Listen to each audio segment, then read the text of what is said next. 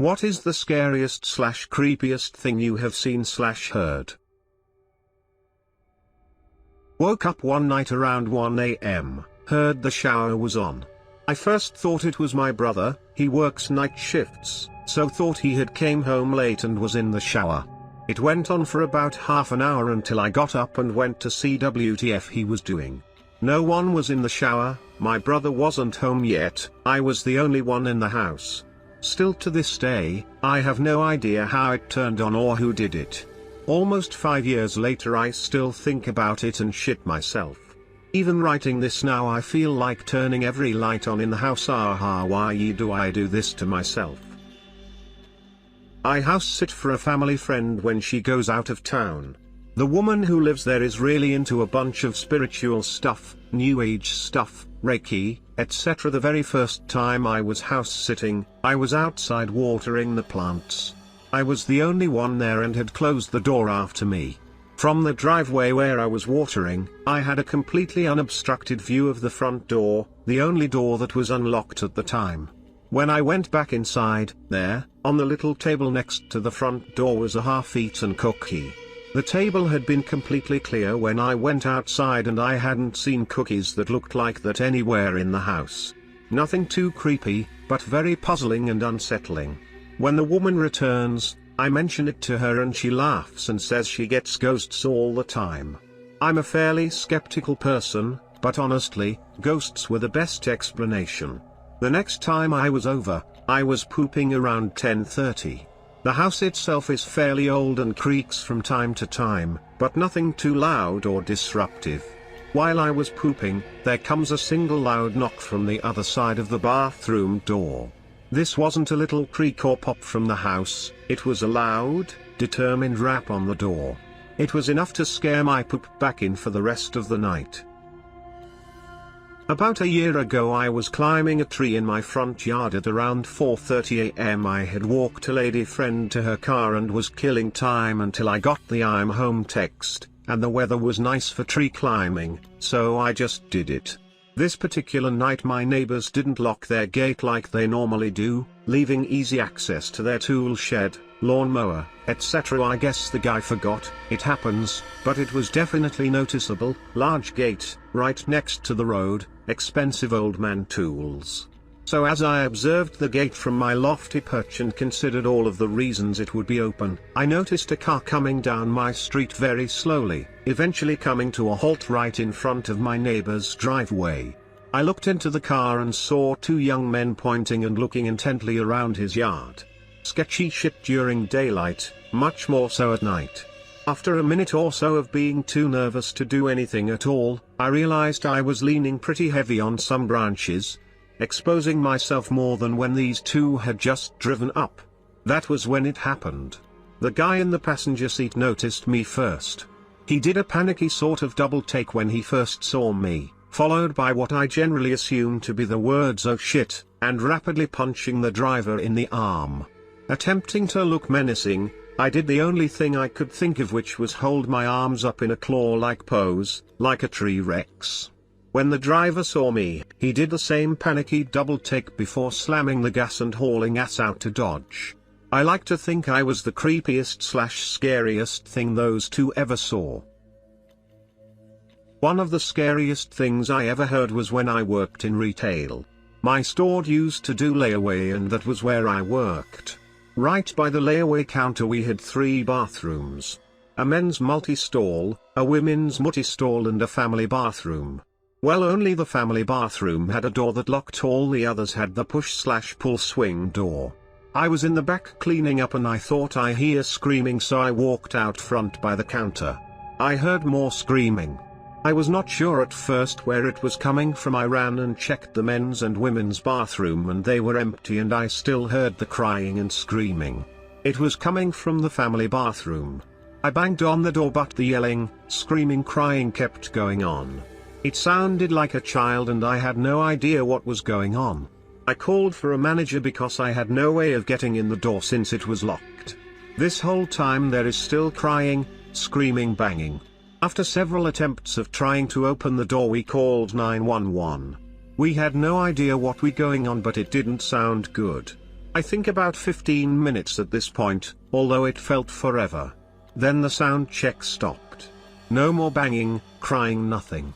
We banged on the door until the police came. When they finally did, they had to kick the door in since we had no key. As we all stood around and looked in, all we saw was blood all over the place. We were not really sure what happened at first, but the police told us to back up, and that is when they pulled out a lady and a child. A bloody child, maybe 3. We all just stood there in shock. The child was not moving. We thought he was dead because of all the blood. They took the lady away in handcuffs and the child to the hospital. We all had to give statements. Later my manager told me what happened. The just snapped, he wouldn't stop crying, and she just had enough and did whatever she could to make him stop. He did live. I was sure he was dead, but he wasn't. She had just knocked him out from hitting him so hard. This story is not scary in the ghost sense, but for that to happen right behind the door and not know what is going on or be able to help was pretty scary to me. I was buying a house last year, and one of the places I decided to look at was a renovated farmhouse. The main building itself was pretty nice and I was considering it as an option, but then the realtor took me to check out the old barn that was on the property. From the outside, it looked like it could be converted into a really nice workshop. I walked inside and almost immediately felt something fall on my head. I brushed it away and did the get it off me dance until it fell to the ground. It was a tiny spider. Then another drop on my head.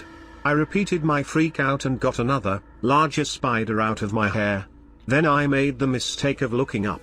There was a huge black spot on the wall, which I realized after my eyes focused was the biggest fucking cluster of spiders I have ever seen in my life. In that moment, I was a faster sprinter than Usain Bolt. I was playing around with a radio once when I was a kid, just slowly spanning through the static trying to find a station.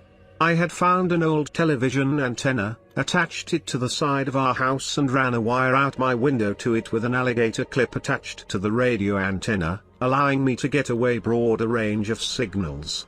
So I'm sitting there, early in the morning, like 2 a.m., slowly sweeping frequencies, and suddenly I get to this station that's playing this very weird crackling sound. It sounded sort of like cracking knuckles, or maybe Rice Krispies cereal, but with a fixed, rhythmic pattern instead of being random. I sat there listening to it for a second, then it suddenly stopped and this faint voice says it doesn't work. We're already dead. We're already dead. It took a second for the weight of the words to hit me, but when they did I freaked the fuck out and almost threw the radio across the room. I'm pretty sure it was just someone messing around with a radio transmitter, but damn if it didn't scare the shit out of me at the time. Went to see The Sixth Sense when it first came out with my wife. Had just moved into our new house, and my wife was pretty shaky when we came home. We didn't have kids at this point. She insisted that I go through all of the rooms in the house to check for who knows what.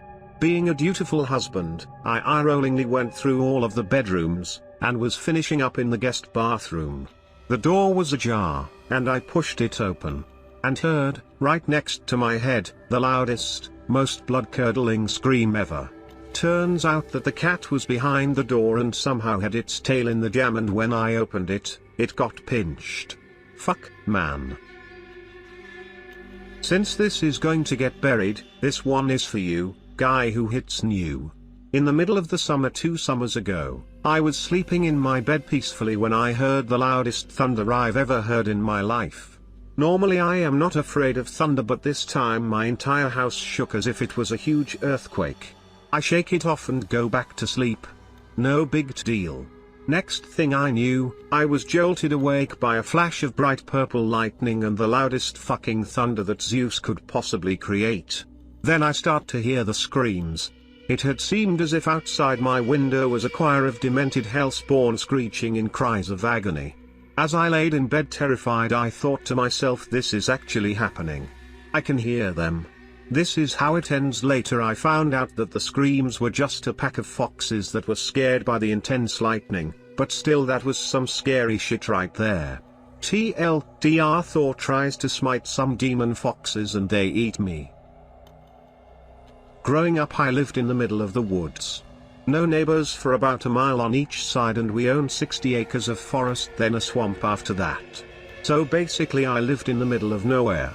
One summer when I was about 14 I was out in the middle of the woods playing with my dog. I'm an only child and both of my parents were out of town, when I kept feeling something hit my elbow. I'd go to throw Max's ball and the bump would make me throw it almost straight up. Assuming it was just me bumping it on trees or something, I ignored it. After the fourth or fifth time of it happening I thought, well, this sucks, I'll just go home. Walking back I felt uneasy, but I knew I was just freaking myself out because we were alone. About an hour later Max and I are at home on the couch when the garage door opens and he starts barking. I hop up to go let in my mom or dad, even though they were home really early. I peered through the peephole and saw the door was still shut and no one was in the garage. Quieting Max down I opened the door slowly and called out for my dad. Nothing. No response at all, so I go out to check the door and it's still locked. Okay, sure. Weird, but oh well. Max heard it too, so at least I know I'm not crazy. About 20 minutes later I hear the door open again and this time Max starts growling like crazy. I quiet him down again and just assume it's the wind or something making noise, even though by this point my heart is racing. I hear footsteps come up the stairs and think, oh geez, Dad really is home this time, and hop up and run to the door. It starts to jiggle, so I run faster to let him in.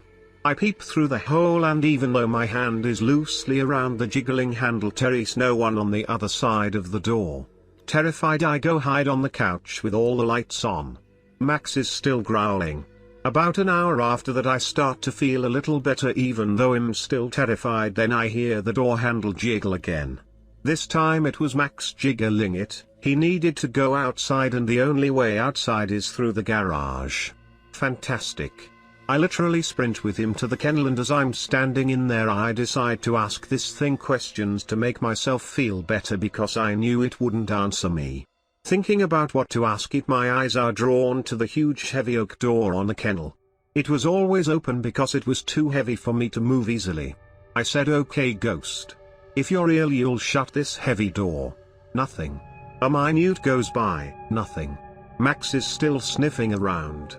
I turn around to yell at him to hurry up and then from behind me I hear click. I whipped around and saw the giant door had swung shut and latched. Okay, clearly it was just the wind. It wasn't really windy, but it was the wind, for sure, had to be.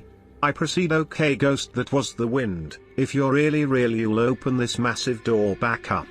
Nothing.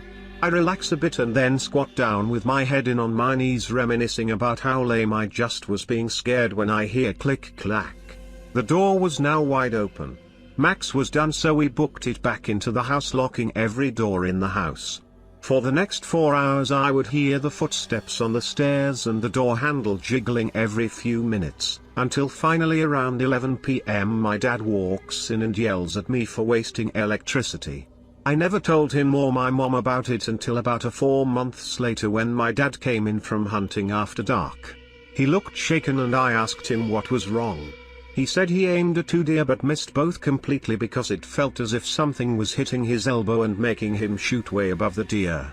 That's when I told him everything. Well, I'll never forget this one. My wife and I used to live in a townhome that backed to some woods. We both took off work one day to get some things done in the yard, cutting the grass, weeding our large flower beds, laying mulch, etc. Our yard wasn't big. It took about 2 full grass clipping bags. I would walk a couple of feet into the woods and dump them in a pile. As I'm walking back to empty the second bag, something in the middle of the woods catches my eye. Something out of place and it's moving. I crouched down to get a better look and I just froze. At first, I could make out a pair of shoes just swaying back and forth and then was able to see the legs and body of a teenager. There in the middle of the woods was a teenage boy who had hung himself. Next to the tree, I could see a skateboard leaning up against it. I yelled for my wife to call the police and started running back to try and save him, but he was gone. His body was limp and his head was just slumped over. His dark scruffy hair was slowly blowing in the breeze. The cops came and quickly cut him down and they were gone. As it turns out, he was having problems getting along with his parents and this is what he decided to do. The story of Karen Wetterhahn. Essentially, she was a chemistry professor at Dartmouth. She was working with an organic mercury compound that was relatively unknown at the time. A drop spilled on her gloved hand. No big deal usually. Turns out dimethylmercury penetrates latex gloves really quickly, and a drop on the hand is a death sentence. She slipped into a coma about 6 months later and then died. The really terrifying part is the description of her coma, from Wikipedia. One of her former students described it as not being the kind of coma I'd expected. She was thrashing about. Her husband saw tears rolling down her face. I asked if she was in pain. The doctors said it didn't appear that her brain could even register pain. Fucking terrifying. I am so glad I'm not a chemist. Computers are friendly. This was a few years ago on a night scuba dive. There were 8 of us in the group including our dive master and his assistant. We had just finished our dive and were gathered up in a circle ready to ascend and get out of the water when my dive master freezes.